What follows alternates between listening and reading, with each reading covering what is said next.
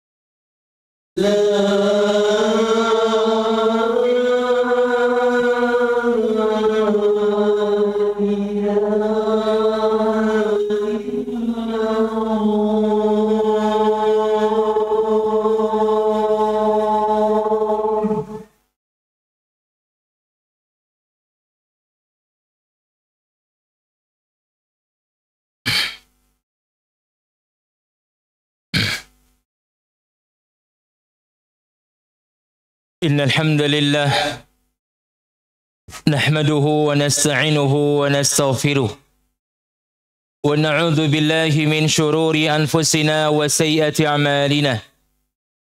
من يهده الله فلا مضل له ومن يضلل فلا هادي له.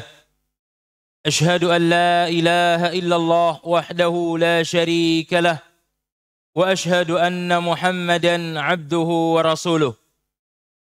يا أيها الذين آمنوا اتقوا الله حق تقاته ولا تموتن إلا وأنتم مسلمون. أما بعد فإن أصدق الحديث كتاب الله وخير الهدي هدي محمد صلى الله عليه وسلم وشر الأمور محدثاتها فإن كل محدثة بدعة وكل بدعة ضلالة وكل ضلالة في النار. اللهم صل وسلم وبارك على نبينا محمد وعلى آله وصحبه ومن تبعهم بإحسان إلى يوم الدين.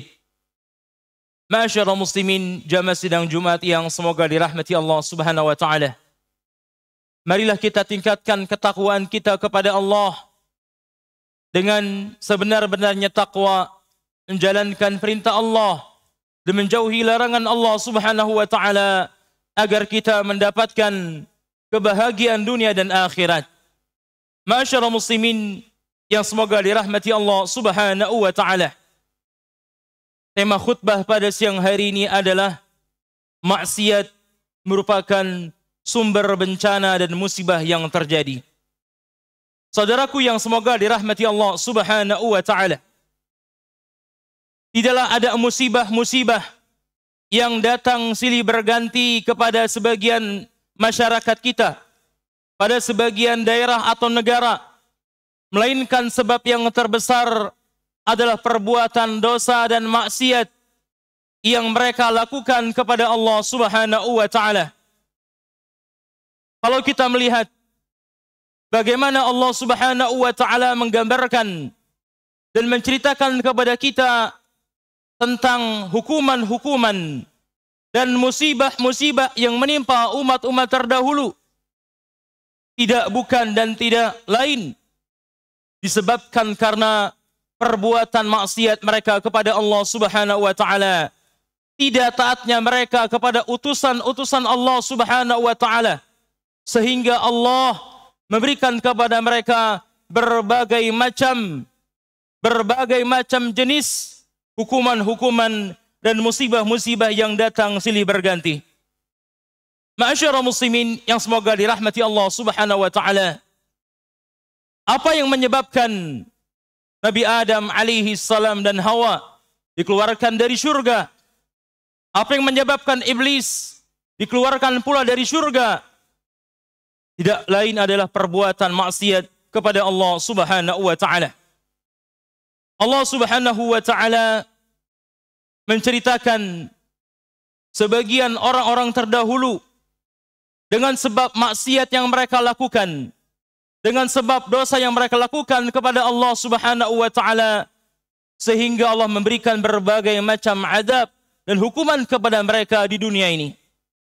Allah Subhanahu wa taala berfirman dalam surah Al-Ankabut ayat yang ke-40, "Faqulan akhadna bidzambihi faminhum man arsalna 'alaihi hasiba wa minhum man akhadna sayhata wa minhum man khasafna bihil ard wa minhum man aghraqna wa ma kana Allahu liyadlimahum walakinna Allah anfusahum yadlimun."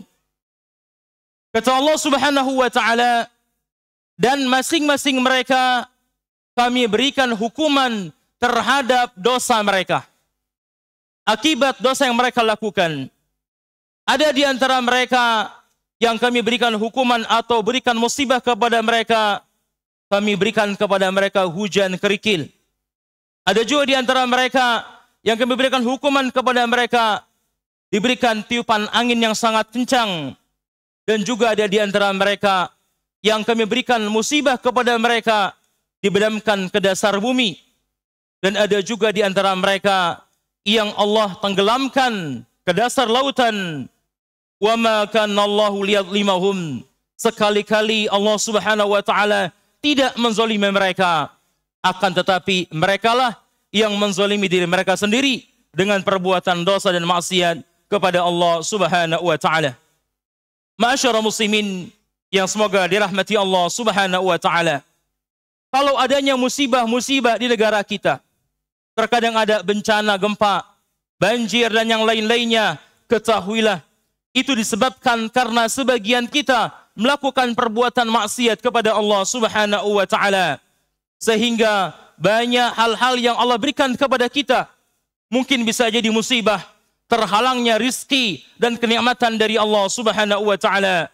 Allah Subhanahu wa taala berfirman, "Wa ma asabakum min musibatin fabima kasabat aydikum wa ya'fu an katsir." Dan apapun yang datang kepada kalian dari berbagai macam musibah disebabkan karena perbuatan tangan-tangan kalian, perbuatan dosa yang kalian lakukan. Namun Allah Subhanahu wa taala masih memaafkan dari kebanyakan dosa yang kalian lakukan. Artinya, tidak semua dosa yang kita lakukan diberikan hukuman yang setimpal oleh Allah Subhanahu wa taala. Namun hanya sebagian kecil yang Allah berikan hukuman kepada kita dan Allah memaafkan dosa-dosa yang lainnya. Ma'asyiral muslimin yang semoga dirahmati Allah Subhanahu wa taala. Perbuatan maksiat memiliki dampak yang luar biasa. Bukan hanya sekedar musibah yang datang kepada sebuah negeri, namun terkadang Allah Subhanahu wa taala juga menahan sebuah rizki dari seseorang dikarenakan perbuatan maksiat yang dia lakukan. Rasulullah sallallahu alaihi wasallam mengatakan, "Innal abda la yuhramu rizqu bidzambi yusibuhu." Sesungguhnya seorang hamba akan dicegah, akan dihalangi dari rizkinya disebabkan karena perbuatan dosa yang dia lakukan kepada Allah Subhanahu wa taala. Mungkin ada di antara kita yang terasa sangat sempit rizkinya, sangat sempit karunia Allah Subhanahu wa taala. Ingatlah, bisa jadi karena perbuatan dosa, perbuatan maksiat kita kepada Allah Subhanahu wa taala, maka hendaknya setiap kita sadar, kembali bertaubat istighfar kepada Allah Subhanahu wa taala. Kemudian dengan sebab maksiat pula Allah Subhanahu wa taala akan persulit urusan seorang hamba. Sebagaimana dengan ketakwaan kita kepada Allah, Allah akan berikan berbagai macam solusi dari berbagai macam problema hidup yang kita hadapi. Demikian pula dengan seorang hamba berbuat maksiat, maka berat baginya untuk mengerjakan ketaatan, mengerjakan ibadah kepada Allah Subhanahu wa taala. Sebagaimana ketika seorang hamba senantiasa istiqamah di atas ibadah, Allah akan berikan kepada kekuatan menjalankan ibadah kepada Allah Subhanahu wa taala. Ma'asyiral muslimin yang semoga dirahmati Allah Subhanahu wa taala. Perhatikanlah salah satu firman Allah Subhanahu wa taala yang menggambarkan kepada kita bagaimana perumpamaan sebuah negeri yang Allah berikan berbagai macam nikmat kepada mereka. Namun karena kekufuran mereka kepada Allah, kekufuran mereka terhadap nikmat Allah Subhanahu wa taala, kemudian Allah balik dengan berbagai macam musibah-musibah yang menimpa mereka. Allah Subhanahu wa taala berfirman, "Wa daraballahu matalan qaryatan kanat aminatan mutmainnah yatiha rizquha ragadan min kulli makan fakafarat bin'amillah fadaqallahu libasal ju' wal khauf bima kanu yasna'un." Kata Allah Subhanahu wa taala, dan Allah telah memberikan perumpamaan seperti sebuah desa, sebuah kampung, yang kampung tersebut adalah aminatan, aman, tentram, mutmainnatan, sejahtera, tidak ada kekacauan, yang ada kedamaian. Ya'tiha rizquha min kulli makan, dan rizkinya datang dari berbagai macam penjuru. Dari depan, dari atas, dari bawah, semua datang. Namun Allah mengatakan, fakafarat bin'umillah, namun karena mereka ingkar terhadap nikmat Allah Subhanahu wa taala, maka kata Allah, kami berikan kepada mereka kelaparan, rasa takut terhadap apa yang mereka lakukan. Ma'asyiral muslimin yang semoga dirahmati Allah Subhanahu wa taala. Kalau kita merenungi ayat ini, maka hendaknya menjadi cambuk bagi kita untuk berhenti melakukan perbuatan maksiat yang karena dampaknya bukan hanya kepada kita, bahkan kepada masyarakat secara umum. Akan dihalangi rizki oleh Allah Subhanahu wa taala, ditimpakan yang awalnya kita merasa nyaman, ditimpakan rasa ketakutan. Yang awalnya kita sejahtera, akan diberikan rasa lapar dan yang lain-lainnya. Ma'asyiral muslimin yang semoga dirahmati Allah Subhanahu wa taala. Oleh karenanya wajib bagi kita senantiasa menjaga diri kita dari berbuat maksiat kepada Allah Subhanahu wa taala dan senantiasa beristighfar, minta ampun kepada Allah Subhanahu wa taala. Aqulu qali hadza astaghfirullah li wa lakum.